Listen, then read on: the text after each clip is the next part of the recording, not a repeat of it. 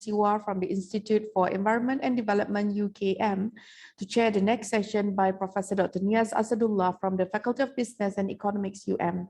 A gentle reminder, the presentation lasts 40 minutes, and after that, we'll have a Q&A session for 20 minutes. Please, Prof. Bismillahirrahmanirrahim. Assalamu alaikum. Good afternoon, and welcome to the UACIC conference on poverty, inequality, and development, organized by the University Malaya Center, UACIC Center for Development.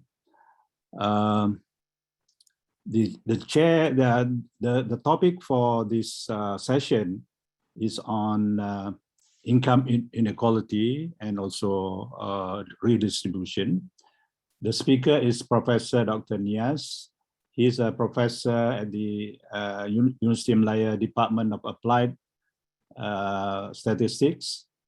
He received his PhD in economics from Oxford University.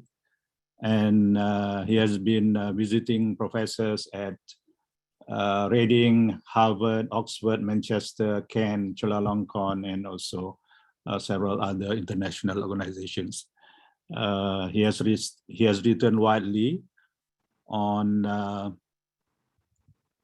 various topics, especially on economics, income, poverty, and redistribution.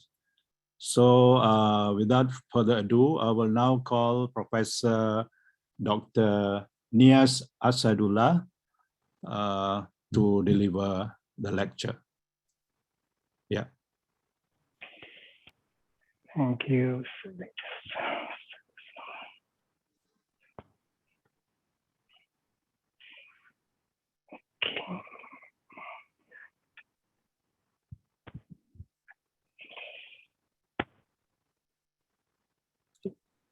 Good afternoon and assalamu alaikum everyone. Just a technical check. Are you able to see my screen?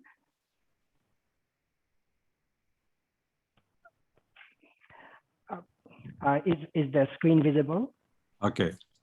Okay, thank you. So thank you, Professor Chamuri, for your kind introduction, and also thanks to UACIC Center for inviting me to deliver this talk. I'm really honored to be able to deliver this lecture to celebrate the work of Pak Ungku.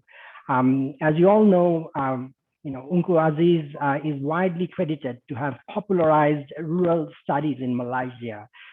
Therefore, in today's lecture, I will revisit Malaysia's achievements in poverty and inequality reduction with an exclusive focus on kampung residents of coastal Selangor. Let me start with a few words on Pak Ungku's scholarship so that you can see how this motivated my talk today. 60 years ago, more than 2/3 of Malaysians were below the income poverty line. Deprivation was primarily in an absolute space. In terms of basic needs, such as clothing and food, in 1960s, agriculture was the backbone of our economy, and yet farmers were isolated from markets. So Pak Ungku studied the causes of poverty in farming communities. He worried about the exploitation by the middlemen. As for nature of poverty, Ungku wrote not just about disguised starvation, but also about basic deprivation, such as not having enough sarongs or clothing provision. So today, Malaysians neither worry about mass hunger nor worry about sarongs. Trousers or a pair of jeans are very much affordable. So what has changed between 1960 and 2021? Well, pretty much everything, if you think about it, from the structure of the economy to the socioeconomic landscape of our kampungs. At a macro level, our economy enjoyed sustained growth since 1970s. Exports of manufacturing products drove economic growth. The share of agriculture in GDP fell as we rapidly industrialized. This also, however, led to the rise of cities and depopulation of kampungs. As trade expanded, coastal Malaysia urbanized very quickly, benefiting from a range of infrastructure projects, construction of seaports, express highways, as well as jobs created by for-profit private corporations. So just so that you understand, to put it in perspective, in 1970, the majority of Malaysians lived in kampungs. Today, 77% are in urban areas. What happened, however, during this structural transformation is quite remarkable. As per government data, not just we have seen a decline in inequality, poverty has also gone down. We are actually on course to making poverty history and become a high income nation by 2025. Many therefore describe these achievements as a success story of growth with redistribution. So it's natural to ask whether in high income Malaysia today, with a modernized economy and a highly urbanized population, UNCU's writings from 1950s and 60s, whether they have any relevance. In this lecture, I'll argue that UNCU is still relevant, but appreciating his legacy requires a critical scrutiny of the popular narrative on Malaysia's achievements in poverty and inequality reduction. My lecture will attempt to do this by revisiting rural poverty in our most economically advanced state. Now, you might again pause and ask, why worry about rural poverty in a high-income state like Selangor? Should we not instead worry about poverty pockets in East Malaysia and East Coast of West Malaysia, given the fact that macroeconomic impact of growth has been so uneven? Well, I will argue that precisely for that reason, we need to fully unpack how the lives of kampung residents have changed as our economy expanded along the west coast of Peninsula. And the economically prosperous regions of Klang Valley offers for me the right setting for this inquiry. Again, let me explain. As the Malaysian economy grew and modernized, the consumption basket of households has widened. Social standards, aspirations, and perceptions of a good life has also changed. In economically advanced states such as Selangor, kampungs today are much better connected with cities. But that also means that information about unequal prosperity is much more diffuse today compared to 60 years ago. All these are likely to combine to intensify feelings of exploitation and exclusion. Concerns over relative poverty are likely to increase, adding to mass discontent even at a time of economic growth and declining absolute poverty. But exactly what do I mean by unequal prosperity? In Malaysia, we are talking about shared prosperity all the time. Well, while economic growth has certainly lifted millions of Malaysians above the PLI, the number of business tycoons and millionaires have also increased rapidly in the last 10 years. Even during the pandemic, Malaysian billionaires have experienced a 14% increase in their combined net worth. So contrary to DOSM data on relative Gini index, academics like Professor Martin Davalian have also documented a steady increase in absolute income inequality. That is what I refer to as unequal prosperity. So it's no surprise that as Malaysia gets rich, the debate over poverty and inequality is intensifying, particularly among the urban elites and scholars.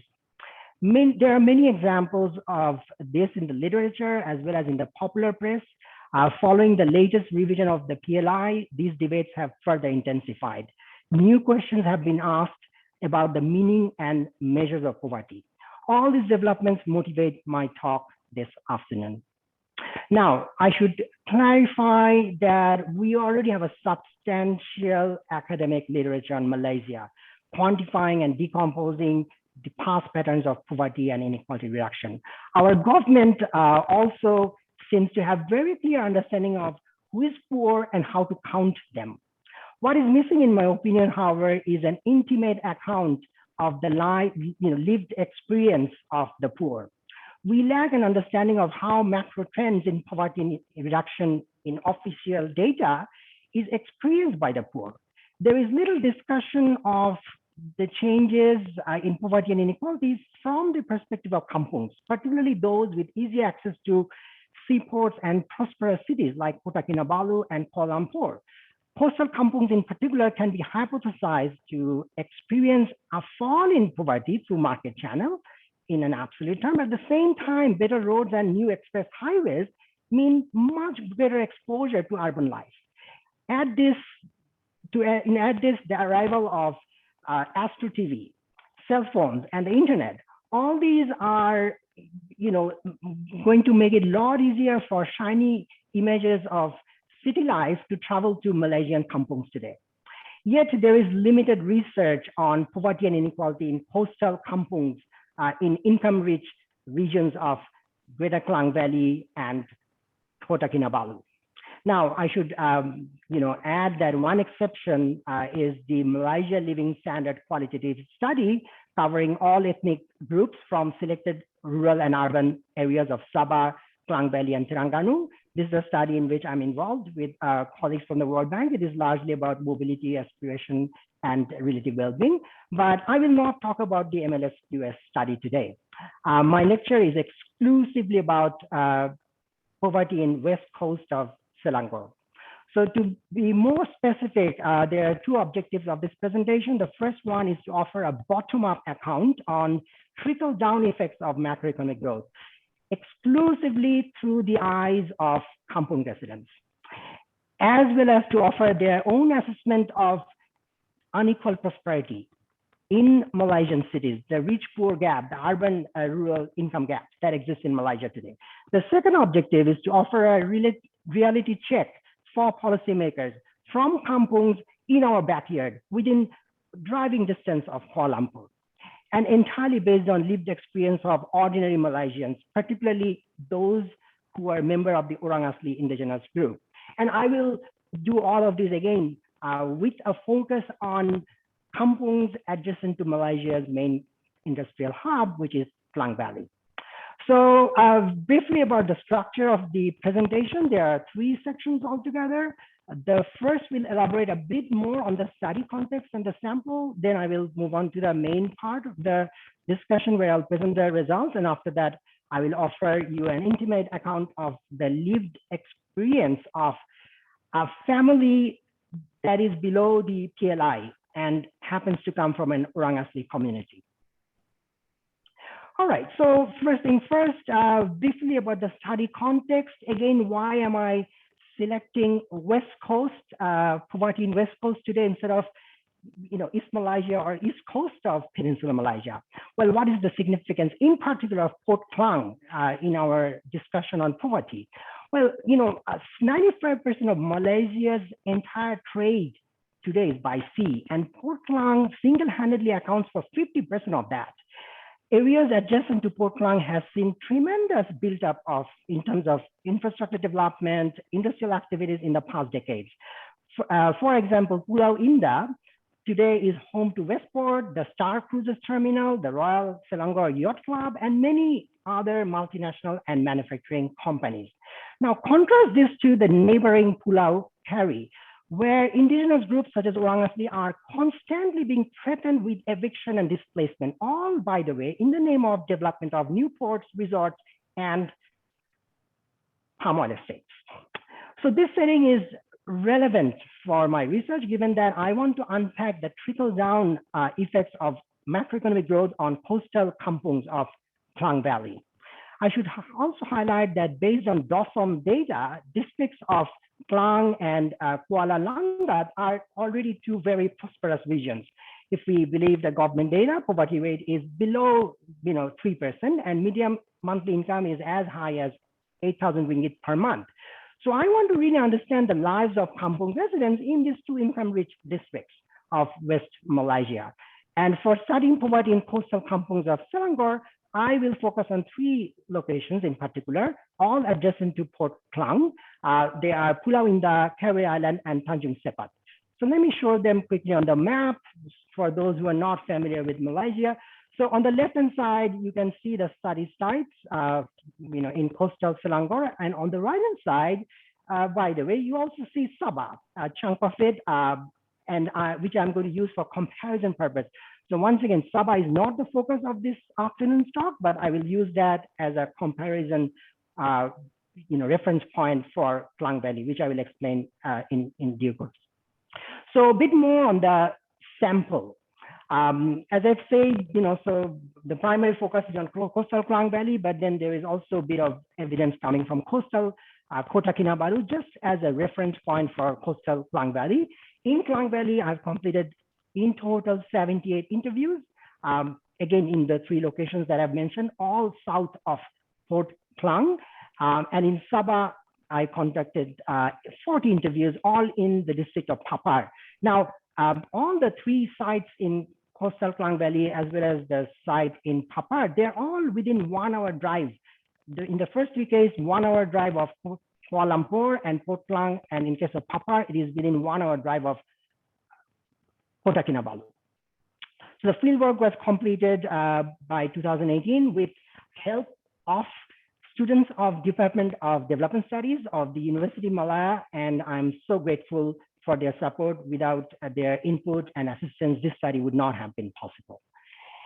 So in terms of methodology, I have to disappoint economists in the room, although I am one, because this is a descriptive study using mixed methods approach. Although I will combine qualitative and quantitative data, you will not see any regression or sophisticated statistical models. For quantitative data collection, I used a survey questionnaire, which included both objective and subjective questions, just to allow respondents opportunity to evaluate short-term and long-term changes in their living standards, spanning the time period 2008 to all the way into the future in 2028. Now, other issues covered are preference between absolute and relative income, as well as an assessment of the extent of income inequality that exists today in their eyes in Malaysian towns such as Bantin, Port Klang, as well as Kuala Lumpur and Kota Kinabalu. Now, in terms of presentation, I will analyze the data descriptively to profile and characterize the study population. In addition, I will show you some graphs highlighting the correlates of inequality perception with a focus on media access, proximity to cities, and the respondents' social background. Lastly, the methodology also involves a reality check approach based on selected case studies. So on that note, let me now turn to the main findings. Now, there are 3 main mixed mode findings, quality, quantity combined. The first is about perceived changes in living standard in the view of the respondents. So this is entirely subjective. So for this, when respondents were asked to assess how their lives have changed for the good or the worse over the last 10 years, the majority in coastal kampungs of Selangor reported that they are today better off compared to what their life was 10 years ago. Interestingly, respondents from the Papar district of Sabah, coastal Sabah, also shared the same assessment. Now, this finding is broadly consistent with the Malaysian government's claim that poverty reduction and the benefits of poverty reduction in Malaysia has been inclusive, and the benefits of economic growth has trickled down to our kampungs. Now, given this positive appraisal of change in living standards, the next thing I want to know is the household consumption basket, because if you're positively thinking of your life in terms of subjective response, surely it should reflect in your objective indicators of living standard. Now, what we see from this graph is that study kampungs have significantly urbanized in terms of their asset portfolio. The majority have a television, 50% have a refrigerator, as well as a washing machine. Now, this is quite a remarkable transformation compared to Malaysian kampungs 60 years ago, at a time when Inku was so concerned about poverty. However, there are also important deviations. Particularly, you can look at the distribution of assets for Pulau Kari, which clearly looks relatively worse off. Now, that is interesting because this is also a region where kampungs have double-digit poverty as per government data. And this is also where kampungs are regularly faced with a risk of displacement in the name of development, particularly projects being set up by the Selangor state government.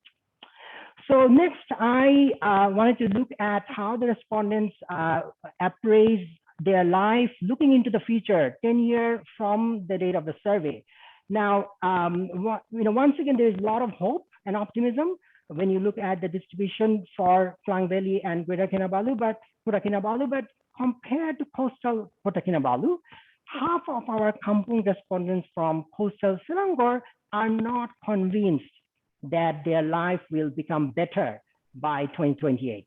Now, this is very interesting because this is a time period that overlaps with Malaysia's shared vision prosperity document. So I want you to remember this. So to understand better, these patterns, I also examine whether, this less enthusiastic appraisal of life is owing to concerns over inequality. In order to elicit preference for relative income or a position in the income distribution, what I do is to present respondents with two distributions, hypothetical entirely, one where the respondent has a higher absolute income, another where the relative income is higher. In Kampung from coastal Selangor, it turns out that 30% respondents showed a preference for relative income. Now, to understand the awareness of the extent of income inequality that exists today in Klang Valley, I then presented Kampung respondents with a range of representative occupation categories: an unskilled worker, a shop owner, and the wealthiest businessman in town. The idea is to see what representative monthly income figures the Kampung residents report for each of these categories, and that too separately for their nearby town and Kuala Lumpur. Now, the reported income distance across categories will give an indication of perceived inequality that exists in urban life. So as you can see from the graph on the left-hand side, Kampung residents perceive Kuala Lumpur to be much more unequal compared to the nearby town. But regardless, they understand that the richest businessman earns so many times more than an unskilled worker. So the rich-poor income gap, therefore, is enormous. And surprisingly, comparable figures have been reported by Kampung residents from Papa district that I interviewed in Sabah, who also perceived, interestingly enough, rich-poor income gap in Kuala Lumpur to be several times that of Kota Kinabalu. When I look at the same data by regrouping my respondents from Selangor by location, it turns out that villagers from Pulau Indah perceive rich-poor income gap to be the largest. And those from Tanjung Sepat, which is the farthest from Port Klang, have a much conservative assessment of the rich-poor gap. Now, Pulau Kari respondents are in between, intermediate category. So this implies that those who are relatively close to Port Klang and Kota Kinabalu and Kuala Lumpur perceive rich-poor income gap to be much wider, regardless of whether it is in KL or whether it is in nearby towns such as Bantin or Port Klang. So when I redo the analysis looking at rich-poor gaps in terms of income ratio, the finding is quite similar. Once again, there is positive relationship between distance to Kuala Lumpur and perception. There is a negative relationship between distance to Kuala Lumpur and perception of rich-poor income gap. Measured by the ratio of perceived average income of a worker and the wealthiest businessman. So I want to pause and ask the following question: How do those living on such little income in kampungs, in our coastal districts, learn about big inequalities in income in rich cities like Kuala Lumpur and Kota Kinabalu? Is there any difference in perceptions by exposure to modern life and the life outside their kampung in terms of opportunities for mobility to town from kampung? So my sample is underpowered for statistical modeling. It's too small and it doesn't have broad representation. It's rather purposive. So in this presentation, I will not attempt any formal hypothesis testing, but for purely illustration purposes, let me slice the data across 4 demographic attributes: ethnicity, gender, education, and employment. And after that, I will slice the data by communication and transportation assets. So in terms of demographics, we don't see any major difference in perception of rich-poor income gap, except that the reported ratio of rich-poor income gap in nearest town is quite low for members of indigenous Orang Asli group. It is perhaps because their livelihoods are still predominantly traditional, low value added, and dependent on community level natural resources. It's not urbanized, and they don't have enough connection with urban life. But when slicing the same data by communication and transportation assets, we have very interesting results. I find a positive correlation with perceived rich-poor income gap and television ownership. This suggests that media exposure among kampung residents heightens the perception of absolute inequality that exists in Malaysian cities. Now, the earlier results on television is consistent with the evidence of a positive correlation of communication and transportation assets with the preference for relative income. That is a distribution where the respondent has a low absolute income, but a relatively higher position compared to others in the kampung in terms of their income. So that is roughly the end of my quantitative analysis. Now, let me share with you some stories that I've gathered from the field. This is entirely based on my conversation, follow-up conversation, open-ended conversation with the respondent. But for today, I'm only going to focus on one individual case study. Again, the purpose is not just to understand the quantitative patterns in DOSOM data or the patterns I've presented so far better, but also to cognitively empathize with the study population and their lived experience. As I've mentioned earlier, I have conducted many interviews, and my research has also taken me to places as remote as villages next to border of Kalimantan in Sarawak, to Kota Belud and Kota Marudu in Sabah. So that is a different presentation altogether. I'm not going to talk about it, and we don't have time for that. So since the focus, we have limited time, I will only focus on one. And since I have to choose one case study, I have chosen an Orang Asli family from coastal Selangor. And it is because 30% of Orang Asli community today are in absolute poverty, living below the poverty line. And so here is some 4 pictures of my respondent, and you can see my student and myself as well during the interview. This is a single honor Orang Asli family from Pulau Keri. The respondent is the wife, the mother, who has completed secondary schooling and has 2 children. The husband is away for work. Husband earns 500 ringgit per month as a casual day laborer. Now, they realize that income is irregular, so the wife tells me that the husband often has to go to the sea for fishing and so on. So what struck me when I was doing the interview was the structure and nature of the dwelling. The dwelling is essentially a single room hut. Okay, this is the kitchen and this is the bedroom, and that's about it. And this is the hut. Now, there is no furniture, no bed, no modern appliances. As a matter of fact, there is nothing which you and I take for granted in life. There is no toilet. There is no electricity. There is no internet. So what is really striking in this case is the manifestation of extreme poverty, which we casually just put in one category. It's a binary of being below the poverty line or above. And as I was doing the interview and as I was preparing for this talk, I was thinking about the writings of Unku Aziz. So sarongs today have replaced trousers, as you can see from the picture, but not much has changed for this family. So how does this compare with Pak Unku's writing on poverty 60 years ago? Well, this is quite a contrast to how Unku visualized extreme poverty in rural peninsula in 1960s. For him, it was primarily about lack of sarongs for household members.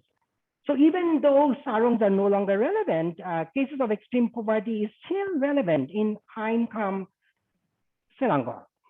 So I want you to take another look at these images and remember them.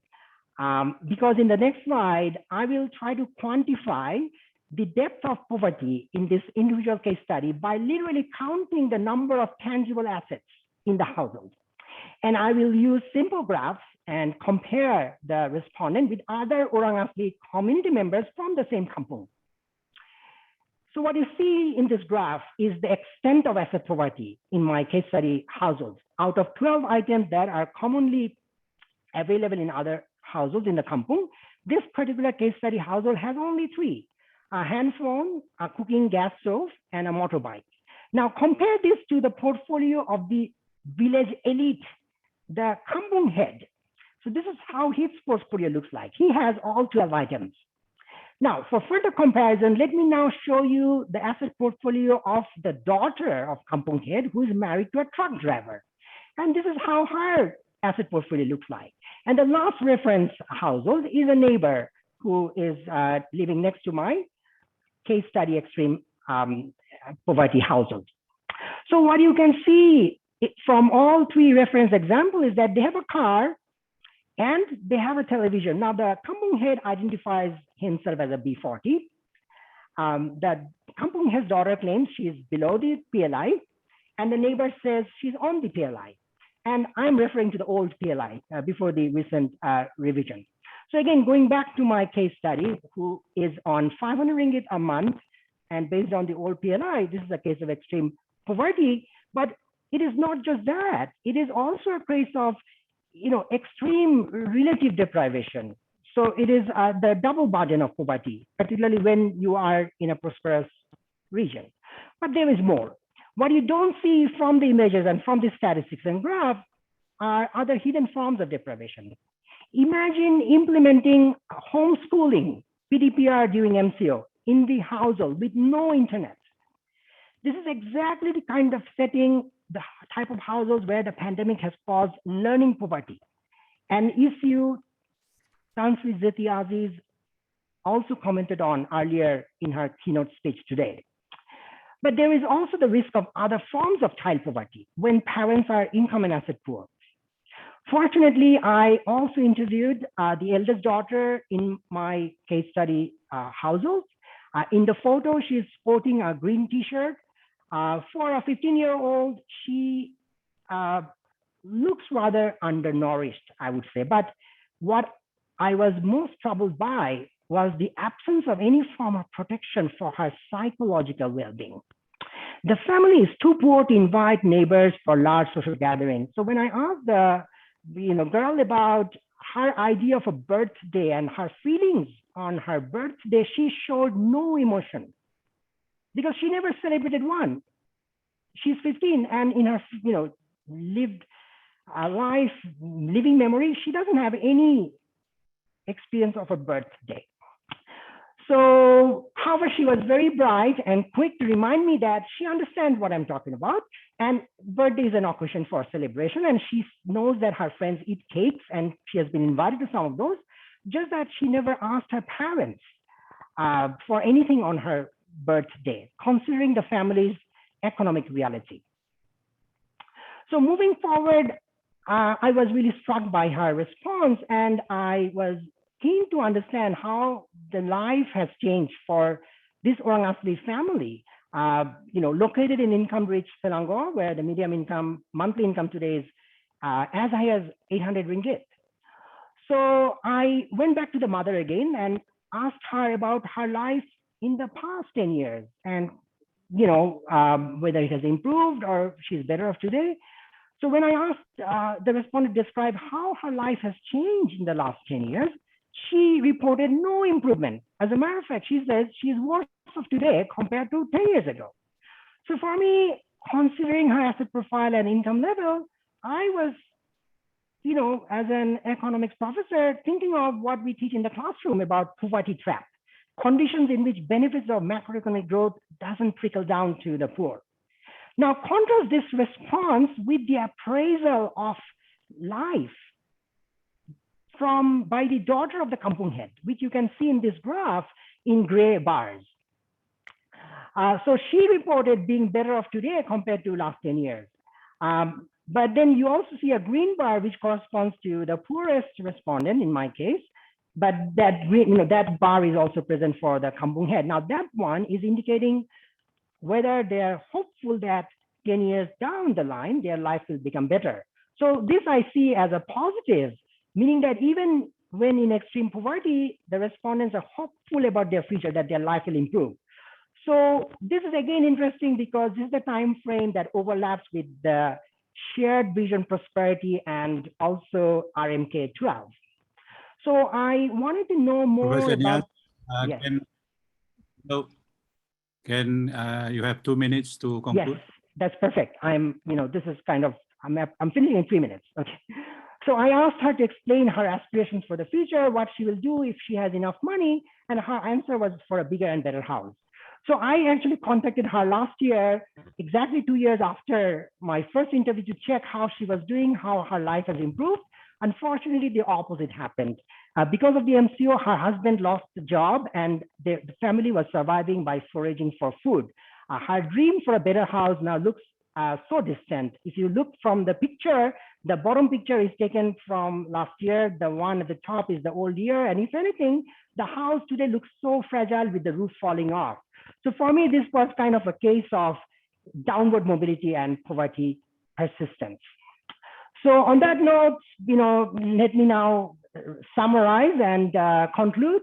But before I summarize the main results, let me again clarify that hypothesis testing and econometric analysis wasn't my focus today. The primary objective was really to make sense of official narrative on poverty and inequality reduction using case studies and descriptive analysis of the profile of kampung residents in coastal, Selangor, as well as to document their lived experience. So therefore, of course, there can be a better study, but the presentation can also be viewed as a proposal for a follow-up larger study, which can allow statistical testing. So with those caveats, what are the main findings? So, well, the findings suggest that we have much to celebrate about Malaysia's progress in poverty reduction. Subjective assessment by my study kampung residents from coastal Klang Valley show that the majority have experienced improvements in living standards over the past 10 years. This is consistent with the government narrative on Malaysia's social and economic progress.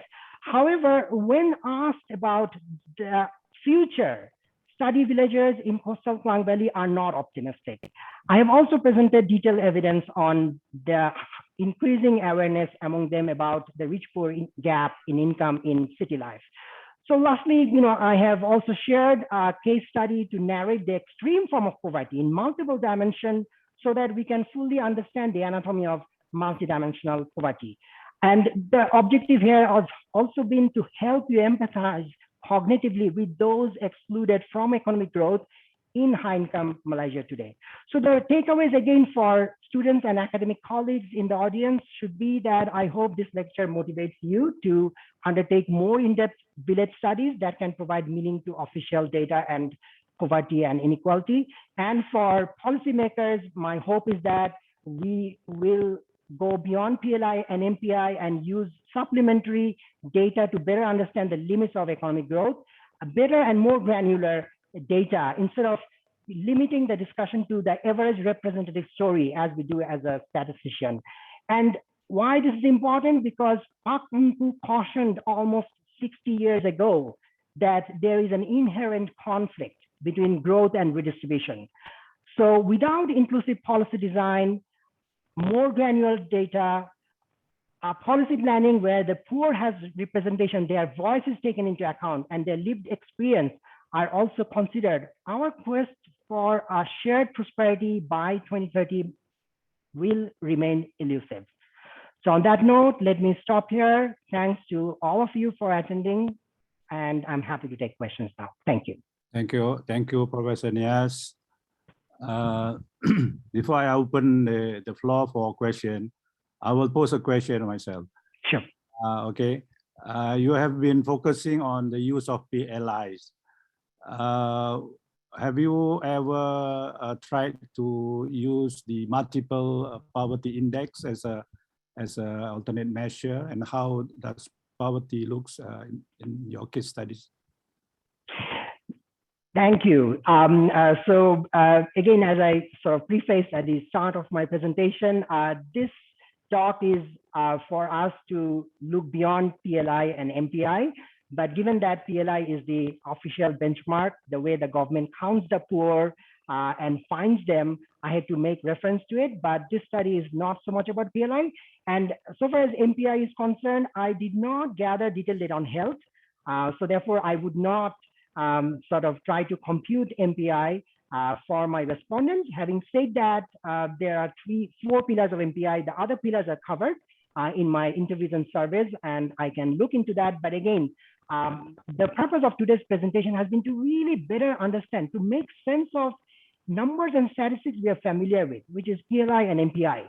So it is to really for us to cognitively connect and to visualize what does it mean when the government claims that someone is MPI poor and someone is PLI poor, right? So I hope that focus is now clear. So that is really how I see my presentation today. Thank you. Okay, thank you. And I'll open the floor to questions now. Please.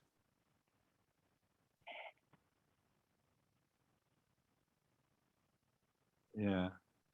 Prof. Norma.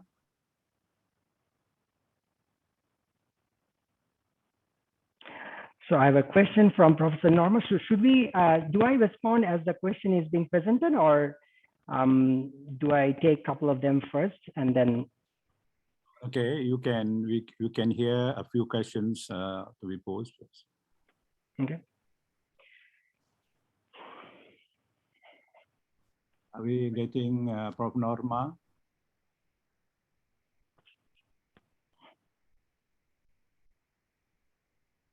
So I think I can answer that question. So while other participants post their questions. So again, Professor Norma, thanks for asking a very pertinent and relevant question. You are absolutely right to worry about the social safety net coverage, social protection provisions, because those are meant for this sort of households. Now, the short answer is no. I have not, but when I was asking about their income, I was also telling them categorically to tell me their gross income. So meaning it's not just what they earn, but whatever other transfers and support that they receive. But I did not break it down because again, the purpose of this these interviews have been really too exploratory. Before going to the field, I didn't expect that my prior hunch will come true, that in coastal Selangor, I would see such extreme forms of poverty. But again, I'm very keen to go back again, and the question that you have suggested will be exactly the kind of questions I want to include in my follow-up study. So thank you for asking the question. Thank you. So the next question is, does the Orang Asli family you interviewed have running water? Answer is no. Now, because even ancient Rome had running water, well, yes. Now, I have to add that, this is quite a paradox. What I've experienced in Orang Asli Kampung is a paradox because they're constantly being threatened with eviction and displacement risk as we speak. There are cases filed by the Selangor state government against some members of the Orang Asli community, asking them to evacuate land where they have lived for centuries. And their lifestyle is very much dependent on forest and sea. They belong to nature, and nature shapes the way they perceive a good life and how their life should be lived. And therefore, when we think of a provision for running water, so it's our way of defining a good life and what should be the basic needs. So again, I have not seen them with running water access, but again, they don't even have a toilet. But I suppose that's a slightly different question, but we all can agree that they don't have the kind of provisions that we consider as necessary for a decent and dignified life for every Malaysian citizen, particularly the kind of promises we make in the Constitution. And when I was visiting the village, I thought that Malaysia is now too rich and rich enough to be able to provide this sort of basic provisions for everyone, regardless of their income. So we are essentially talking about provision for public goods. So piped water it should not be about private income. It should be there regardless of whether it's indigenous community. I suppose, Ronald, your question is in that spirit. And if so, I agree with you. It's a good question. Thank you. Yeah. Other questions from participants?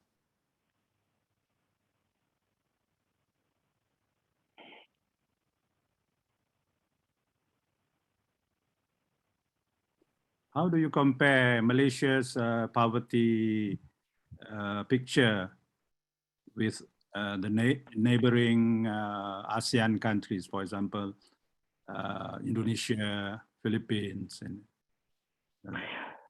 So thank you. Although that is not the focus of today's talk, I'm happy to answer that question. So of course, again, don't get me wrong. So we have definitely much to celebrate, because even if we look at the revised PLI, the trend hasn't reversed. The historical trend, poverty, extreme poverty in terms of number of people below PLI is on the decline. So that is to Malaysia's credit. And particularly if we take into account the extent of inequality and poverty that existed in 1970, particularly taking into account the fact that this is a country with diverse ethnic mix, natural resource dependence, and if we take into account the experience of other developing countries that are ethno-linguistically fractionalized, resource dependent, they don't have similar success stories, saving few odd cases like Botswana and so on, right? So therefore, definitely, if I take into account other developing countries, Malaysia has done well. Next door, compared to next door Indonesia, we have done well. But having said that, Indonesia has 10 times more challenging geography compared to Malaysia, with so many, it's an archipelago, so many islands, so many more tribes and ethnicity. And given the size of the population, so I don't think it's a fair comparison.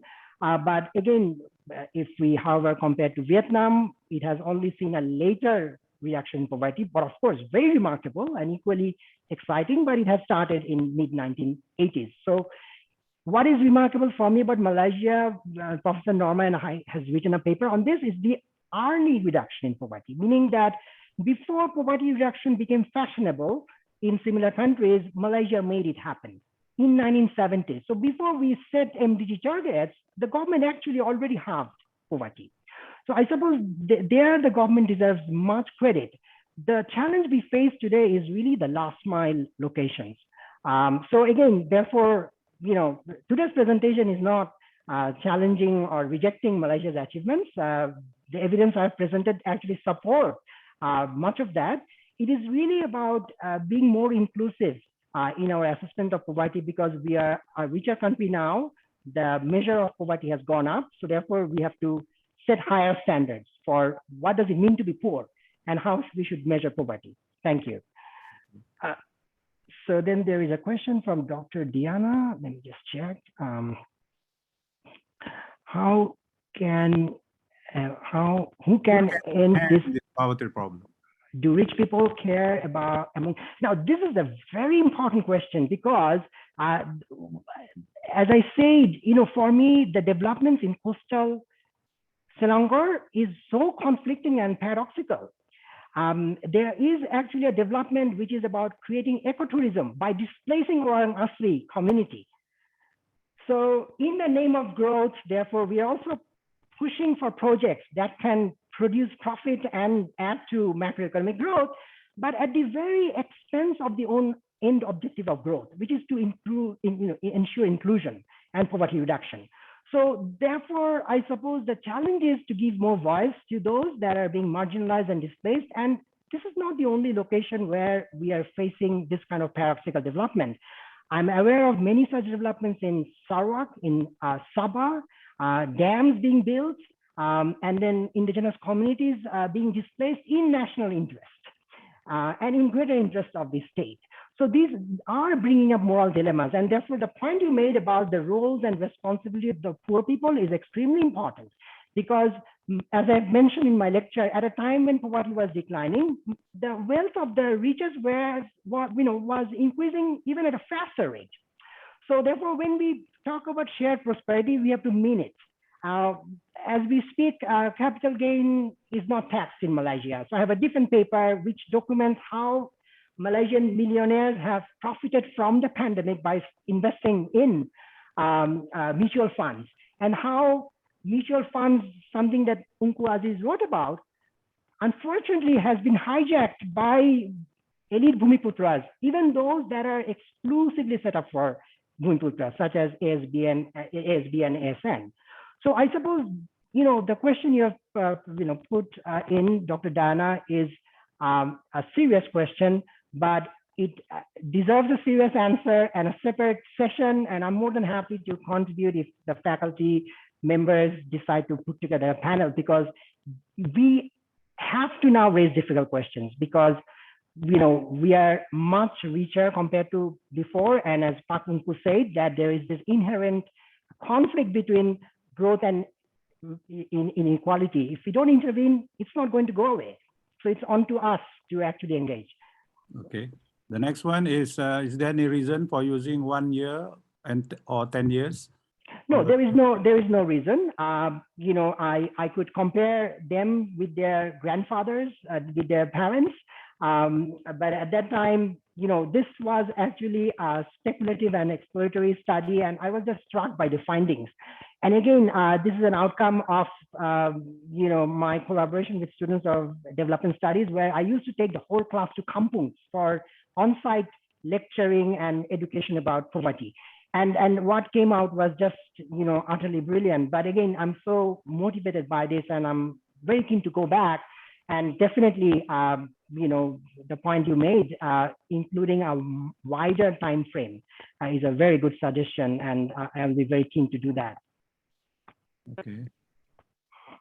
The next one is poverty is inherited from one generation to another.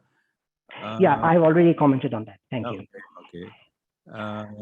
You use the perceived income gap as a construct. How do you handle the possibility of over-generalization in your findings? Okay, so thank you. As I've said, this is a purposive sample. This is not a study that has scope for generalization, but this is definitely a study that I hope has opened your eyes. And I hope one day it inspires someone in the policy circle to commission a bigger study, which can allow us to generalize. So that is my short answer. Okay. What is your suggestion on implementing inclusive policy planning? So, this is, exactly what Malaysia needs. When we sit in cities like Kuala Lumpur and Kota Kinabalu, we talk about poverty, we celebrate reduction in poverty. Very rarely we actually take on board voices of the poor, right? When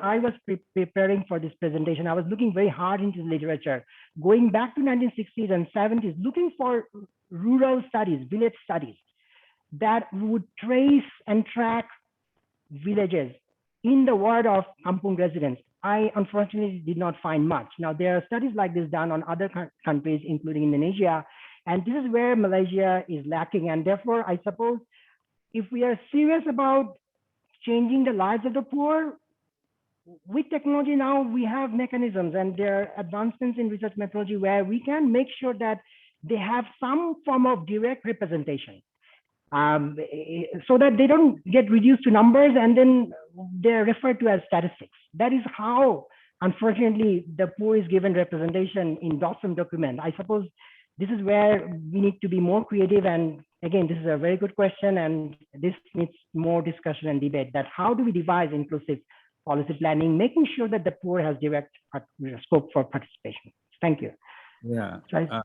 One observation from Prof. Norma also is that her observation regarding orang asli, the people are building houses for them, but they prefer to live in their own homes.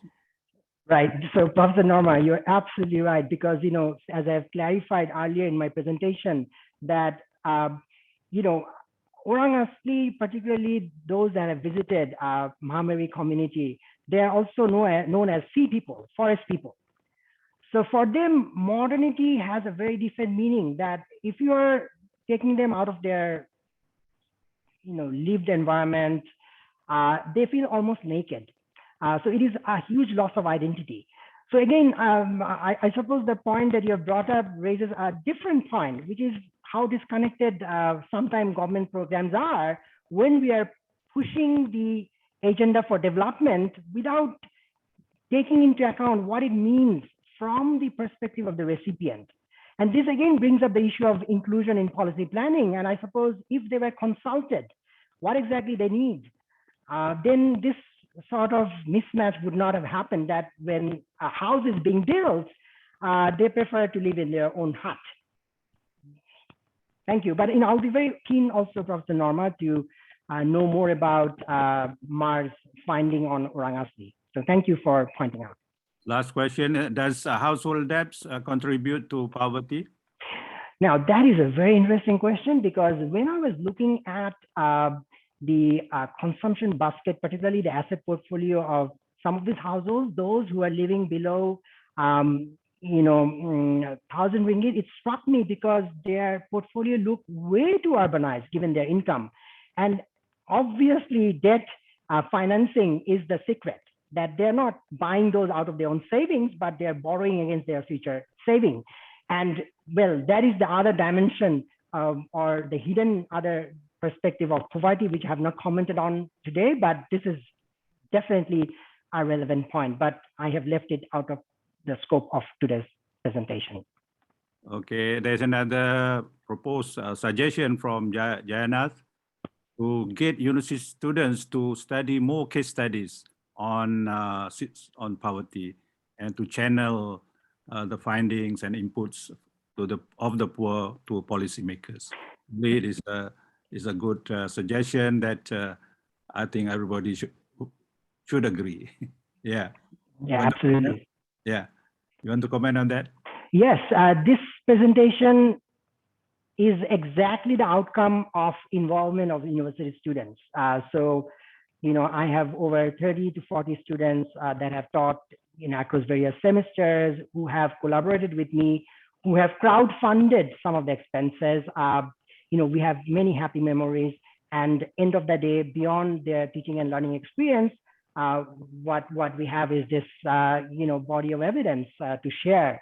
So absolutely, for my colleagues, my suggestion would be to think creatively about what we do in the classroom, to see whether more can be done based on that, to provide inputs to policymakers, even when we don't sometimes get research funding. So very good observation, thank you. The only issue I have is that unfortunately, Malaysian universities do not have any provision for encouraging this sort of initiative, whether that is institutional or whether that is financial. So this is one constraint. Therefore, it is usually burdensome on lecturers to get students to do more case studies, because field work, kampung-based, is hard labor and very precarious. So it is not for everyone. It is not for the faint-hearted. I have to accompany my students for each and every visit, and I have to actually go with them into the household. So that is a practical constraint. So I suppose if there are institutional provisions, there will be more colleagues responding to this. Thank you. Thank you, Professor Nias. I think our time is up. And thank you for the questions that have been forwarded. So at the end of this session, I'll take the opportunity to thank Professor Nias again for the interesting presentation.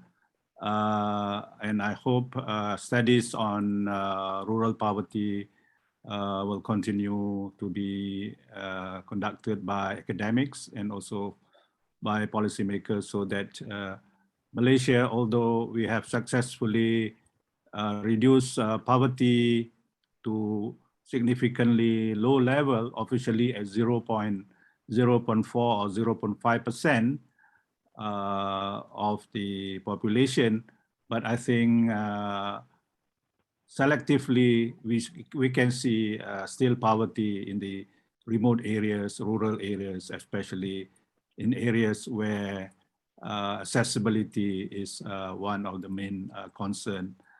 Even with development, there are still areas with lack of access to basic infrastructure, and this is where poverty still abounds, and the solution would be in further investment and further development to these areas. Thank you very much, and I will return this forum to the organizers. Thank you. Thank you. Thank you, Emeritus Professor Chamri Siwar, for chairing the session, and for Prof. Nias for the presentation. Distinguished guests, ladies and gentlemen, on behalf of the committee members of the UAC International Conference on Poverty, Inequality and Development, UACIC 2021, I'd like to express our gratitude for your presence and time to be with us today. Please be informed that tomorrow's event will start at 8 a.m. Once again, thank you, have a pleasant day ahead, and see you tomorrow.